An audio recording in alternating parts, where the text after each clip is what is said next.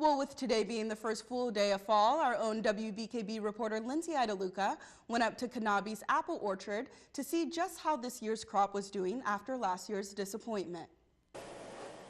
According to the U.S. Apple Association, Michigan apple growers will harvest about 30 million bushels of apples this year, which is a huge increase after last year's unusual weather events that left many people completely wiped out.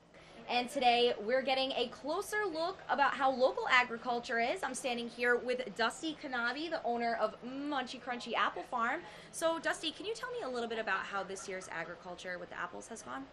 Well, it's a great deal different from last year, that's for sure. We didn't have the freezes in the spring when they were all in blossom, and we have a really large, beautiful crop. It's really good. We were lucky last year. We had apples last year, which a lot of orchards didn't, but it's a really bumper crop this year.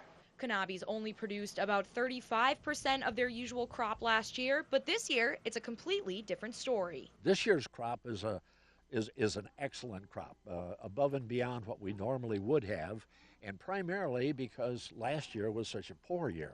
With apple trees typically running on 2-year cycles, last year's failure made this year's crop more successful than ever. And with this year's abundance, they're back to making more than enough tasty treats for the fall, including their well-known apple cider.